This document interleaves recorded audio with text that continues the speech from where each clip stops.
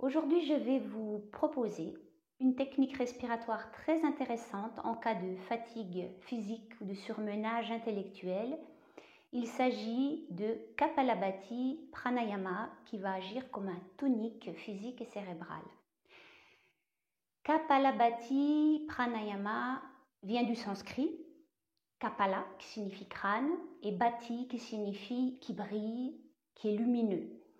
On traduit généralement ce pranayama Kapalabhati par la respiration qui rend le crâne brillant ou qui illumine le crâne ou encore le polissage du crâne. Pour commencer, donc à chaque fois que nous avons du pranayama réalisé ou même du yoga, l'estomac est vide.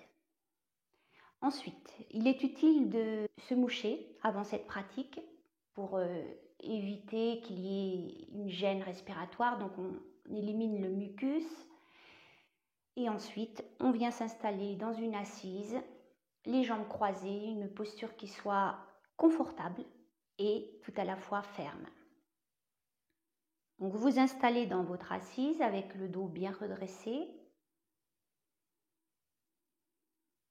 les épaules basses, les omoplates bien emboîtées dans le dos et la poitrine qui s'ouvre légèrement. Lors de la respiration naturelle, c'est l'inspiration qui est la phase dynamique et l'expiration qui est la phase passive. Ici, ça va être exactement l'inverse. C'est l'expiration qui va être la phase active. Donc une expiration forcée, brève, puissante et sonore, comme ceci. Mettez la main sur le ventre et on expire donc avec force. L'inspiration, au contraire, va être la phase passive. L'inspiration va être le produit de l'expiration. Elle va se faire de façon réflexe, comme ceci. Donc j'expire d'abord. Et sur l'inspiration, je relâche mon ventre qui repousse ma main. Encore, j'expire.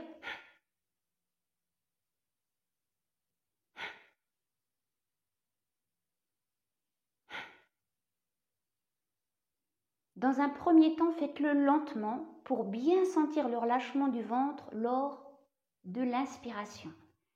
Si le ventre est un peu contracté, vous serez très vite fatigué dans ce pranayama et vous allez vous essouffler. Or, c'est un pranayama qui peut se faire sur de très longues durées. Donc, on va réaliser Kapalabhati avec 3 rythmes différents. Un rythme lent, comme je viens de le faire, 1 seconde pour expirer et 2 secondes pour inspirer. Vous essayerez de bien suivre mon rythme en écoutant bien donc le son de l'expire. Et ensuite, j'irai un petit peu plus vite. J'équilibrerai le temps de l'inspiration et de l'expiration, comme ceci. À peu près 1 seconde, 1 seconde. Et puis, il y aura un rythme encore plus rapide. 1 seconde pour inspirer, expirer, comme ceci. Alors, ce qui est important, c'est que si vous fatiguez, il faudra vous arrêter. Récupérer tranquillement, essayez de reprendre le rythme ou alors vous vous arrêtez complètement, vous gardez les yeux fermés et vous observerez les effets de ce pranayama. Donc installez-vous correctement, redressez le dos, fermez les yeux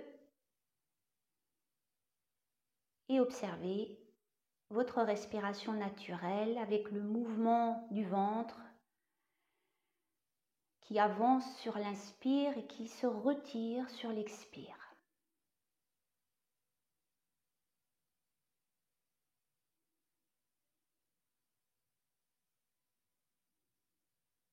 Notre respiration en Kapalabhati va suivre ce mouvement du ventre. Il n'y aura aucun changement à ce niveau-là. Le vent s'avancera lors de l'inspire, il reculera lors de l'expire. Faites bien attention de ne pas respirer à l'envers, ce qui est un défaut fréquent des débutants. Et je commence sur le rythme lent, expire.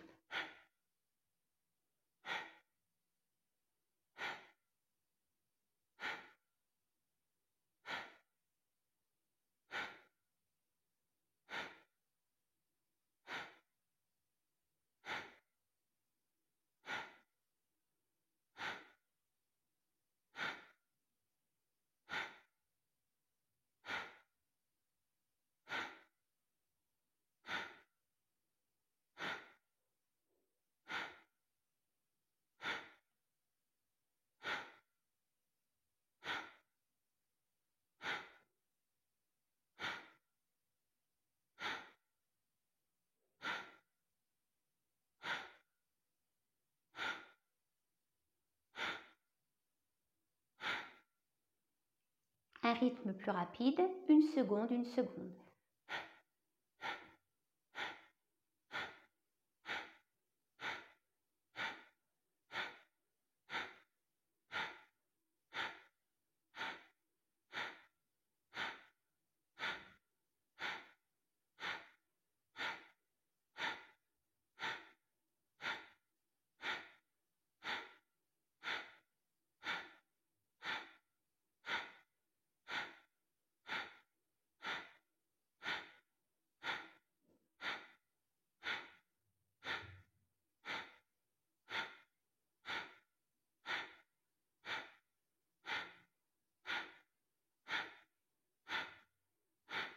Rythme plus rapide.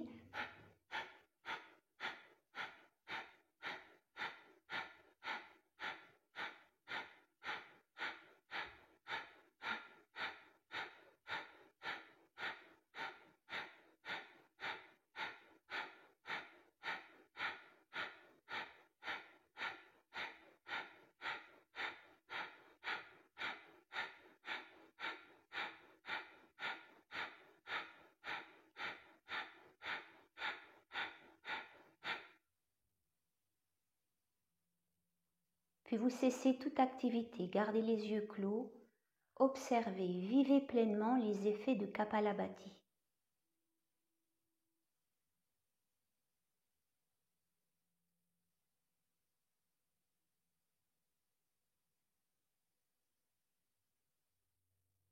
Accueillez tout ce qui se présente sans interagir, ni physiquement, ni mentalement.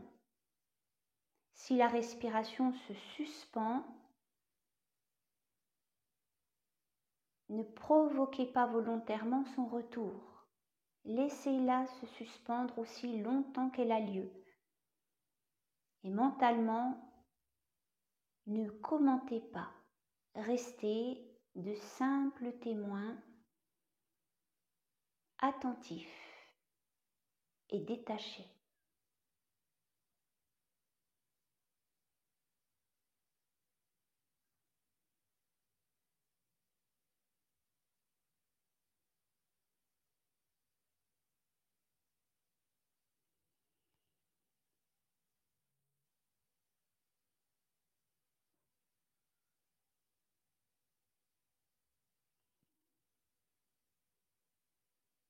Observez, ressentez les effets de Kapalabhati, son incidence sur le souffle qui tend à se suspendre. On n'a presque plus envie de respirer.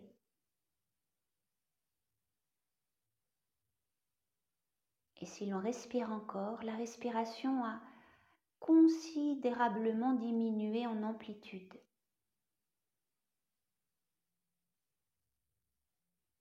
Observez les effets au niveau du mental, plus calme. Observez et ressentez les effets de Kapalabhati et laissez-les se prolonger aussi longtemps que vous le souhaitez. Hari Om Tat Sat.